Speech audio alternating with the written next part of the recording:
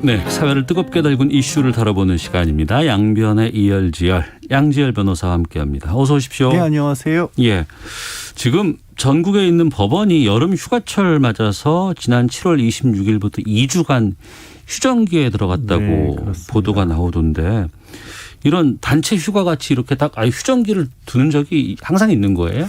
2006년부터 휴정기를 두고 있습니다. 이제 예. 그 전에는 뭐 비공식적으로 판사님들도 휴가는 가셔야 되고 그래야 직원들도 쉬시니까 네. 약간 이제 그 일정 자체는 내부에서 자체적으로 조율하는 형태로 됐다가 아예 공식적으로 그 각 지방 법원마다 언제부터 언제까지 지금 말씀하신 것처럼 올해는 7월 26일부터 8월 6일까지 2주간 휴정 기간을 갖습니다라고 공지를 하고요. 예. 지방 법원별로 정하도록 돼 있는데 서울중앙지방법원이 정하면 거의 다 따릅니다. 아, 예.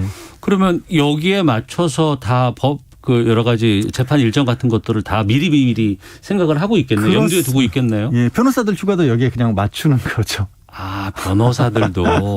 그렇죠. 아니, 예, 예, 법원이 쉬면 변호사들도 쉴 수가 있으니까 물론 이제 의뢰인과의 상담이나 이런 부분들은 이제 예. 각자 사무실마다 알아서 하는 거지만 그렇게 하고요. 대신 그러니까 재판도 뭐 일반 민사 소송이라든가 아니면 형사 재판들 불구속 재판 같은 것들은 네. 이제 2주 동안 공백이 생기는 겁니다. 대신에 급히 처리해야 되는 부분들 뭐 영장 심사를 해야 한다거나 아, 그런 거 어떻게 해요? 그런 진짜? 건 그냥 진행을 합니다. 아. 당번이 당직들을 판사들을 이제 정하는 거고요. 당직자들은 돌아가고. 그렇죠. 예. 가압류나 가처분 같은 것들도 급히 이루어져야 되기 때문에 예. 그러니까 직접적으로 이 서류 심사만 해서 결정을 낼 수 있는 이런 부분들은 다 진행을 합니다.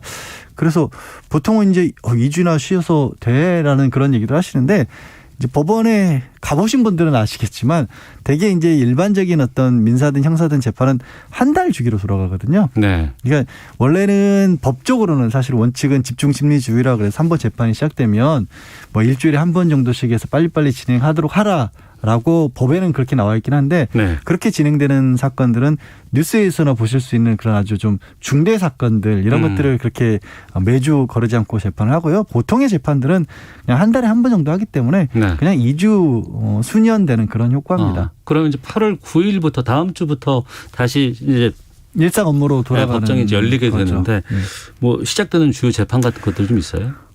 당장 이제 조국 전 장관 재판 같은 경우가 위로 휴정 기간에는 쉬었었고요. 월성 원전 지금 관련 재판들도 2주 동안 쉬었습니다. 그리고 사실 8월 11일 다음 주 수요일이죠. 그때는 네. 이제 정경심 교수 항소심 선고가 있었죠. 그거는 이제 휴정 기간 관계없이 일단 재판은 다 끝난 상황에서 이제 판결만 작성하는 그런 상황이었으니까 딱히 연관은 없습니다. 그때 주요 사건으로 먼저 떠오르는 그런 상황이고요.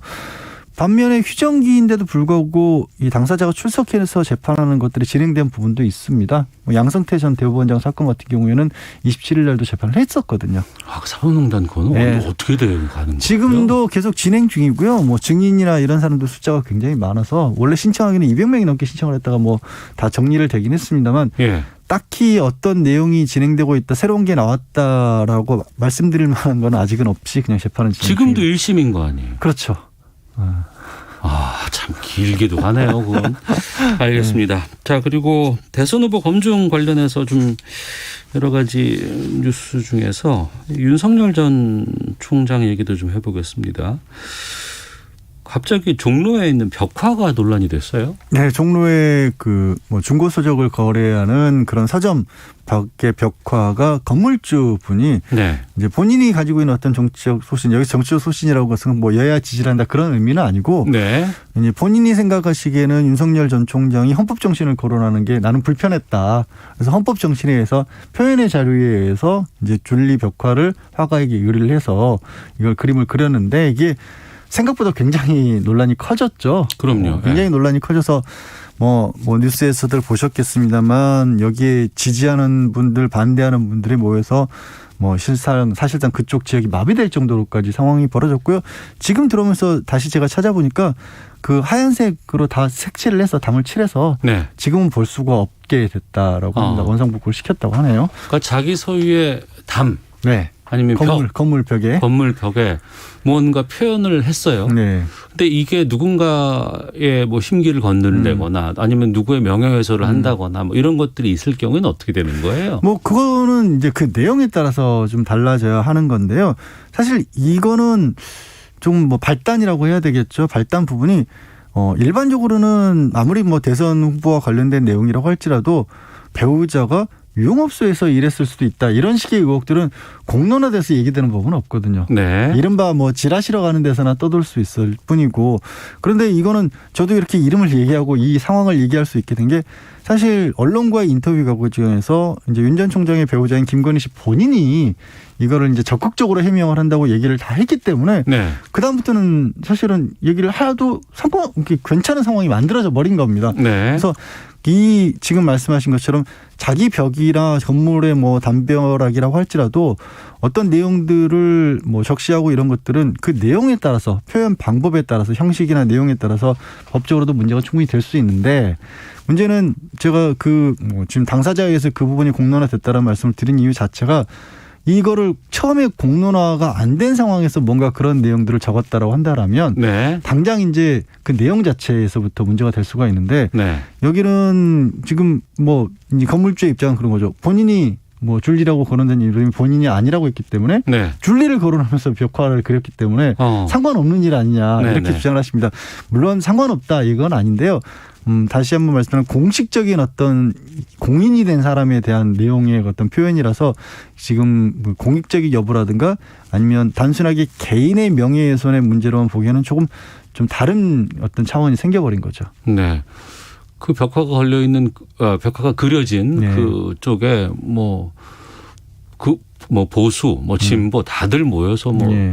그림을 안 보이게 막는다거나 네. 무슨 소리를 지른다거나 아주 난리가 났다 그러거든요. 일부 같은 경우는 특히 이제 그걸 반대하는 쪽에서 극렬하게 이쪽에 차를 가지고 영업을 못할 정도로까지 막았다고 하고요. 예. 또 운영하고 있는 서점 내부까지 들어와서 이제 좀 소란을 피우는 바람에 이 부분에 대해서는 업무 방해로 고발을 했다라고 합니다. 그래서 법적 조치가 불가피할 수도 있는 상황이고요. 네. 그리고 그 벽화를 지웠는데 네. 지운 내용을 가지고 그 위에 또 글을 쓰거나 또 다른 사람들이 그 벽화 위에 뭔가를 덧칠했던 그런 일들도 벌어졌거든요.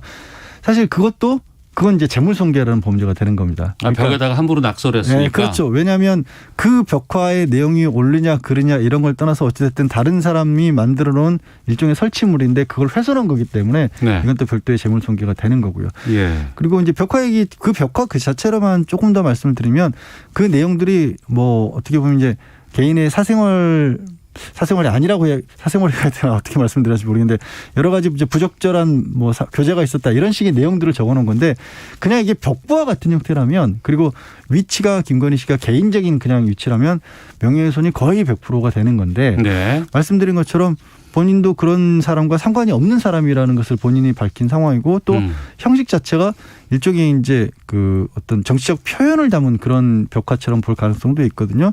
그래서 그 부분이 이제 윤석열 전 캠프 측에서는 이 부분을 고발하지 않겠다, 법적 조치를 취하지 않겠다라고 밝혔지만, 만약에 법정으로 갔더라도 그 두 가지 과연 개인적인 어떤 위치에서의 누군가에 대한 그런 비방으로 볼 것이냐, 아니면 공적인 위치에 있는 사람에 대한 정치적 의사 표시로 볼 것이냐가 크게 다투질 거고요. 참 희한하다기보다 이게 지금 그런 어떤 공식적인 자리로 갔다라는 걸 반증해 주는 게 오히려 네. 윤석열 전 캠프 측에서 이거를 얘기를 한 거잖아요. 그러니까 김건희 씨 개인이 나는 이거를 고소를 하겠다 이렇게 한 게 아니라 윤석열이라고 하는 대선 예비 후보의 캠프에서 공식 반응을 내는 거거든요. 그러니까 네. 이게 그쪽에서도 공식적인 일로 만들어버린 겁니다. 사실. 네. 그러니까 그런 것들이 하나하나가 다 만약에 법정으로 갔다라면 다퉈지게 될 겁니다. 그리고 명예훼손은 본인 말고 다른 제3자가 고발할 수도 있는 거예요. 명예훼손은 반의사 불벌죄라고 해서요. 네. 그러니까 고발은 아시겠지만 이제 본인이 아닌 다른 사람들이 저기 범죄 행위가 있어요라고 알리는 거 아니겠습니까? 고발은 가능하죠. 다만 당사자가, 피해를 입은 당사자가 나는 이거 신경 쓰지 않습니다, 처벌하지 않겠습니다라고 네. 하면 그때는 더 이상 수사나 재판을 하지 않는 겁니다. 그러니까 명예훼손은 그렇고요. 보통 모욕 같은 경우는 네. 피해를 입은 당사자가 직접 고소까지 해야 이제 재판이 이루어지는 것이고요. 그럼 여기서 이제 모욕죄 말씀을 하셨으니까 이제 그 부인 김건희 씨는 나는 줄리가 아닙니다라고 이제 공식적으로 이제 인터뷰를 통해서 밝힌 거 아니에요? 네. 근데 이제 그 줄리를 언급하는 그림이 이제 또 논란이 된 건데 네. 이게 그러면 김건희 씨에 대한 모욕으로 이어질 수도 있어요? 그게 참 이게 그 내용만 놓고 본다면 그러니까 이 서점주도 그렇기 때문에 그걸 올렸다고 네. 또 얘기를 했잖아요. 네. 근데 물론 이제 여러 가지 그 남자들의 이름들이 있으면서 그 사람들과의 어떤 긴밀한 관계에 있었던 것처럼 적혀 있는데 그러면 이게 만약에 누군가가 뭐 결혼 전에 여러 명의 사람과 교제를 했다면 그 사실이 알려지는 게 명예훼손이나 모욕이 될까요, 안 될까요? 그것도 쉬운 문제는 아니에요. 그러네요. 예, 아니 누군가 사람을 많이 만났어. 그게 나쁜 일이야? 어떤 사람의 입장에서는 아니 그렇게 많은 사람들을 만났으면 그거는 그런 사실이 알려지면 창피한 일 아니야라고 생각할 수도 있고 그게 사생활 문제인데 그게 무슨 상관이야 결혼 전인데 예를 들어서 무슨 혼인 관계에서 부정행위를 한 것도 아니고 이렇게 볼 수도 있는 거기 때문에 참 복잡하네요. 그러니까 이제 대선 검증 과정에서 이 검증이라고 얘기를 해야 될지 모르겠는데 사생활의 영역에서 나올 수 있는 여러 가지 얘기 것들이 막 이게 그냥 오픈이 되거나 네. 올라와 버리잖아요. 네. 이런 건 어떻게 저는 이 부분에서는 좀 부정적입니다. 예. 그러니까 사실 배우자 김건희 씨와 관련된 의혹도 이런 부분이 나온 건 대체 왜 나왔냐면 이와 관련된 문제 제기를 한 측에서는 김건희 씨가 특별한 관계에 있는 놓여 있던 사람이 검사였고 그 검사 때문에 어떻게 보면 사법제도를 부당하게 이용을 해서 남용을 해서 자신들의 개인적인 이익을 추구했다라는 걸 폭로를 한 거였거든요. 주장을 한 겁니다. 이 부분은 뭐 아시겠지만 밝혀진 게 아니고요. 아직 진행형인데 중요한 건 그렇게 부정하게 법을 남용했느냐 공권력을 남용했느냐지 사생활이 아닌 거죠. 알겠습니다. 행변의 이열지열 양지열 변호사 함께했습니다. 고맙습니다. 네, 고맙습니다. 잠시 후 2부 정치화투 차차차 준비되어 있습니다. 멀리 가지 마시고 2부에서 뵙겠습니다.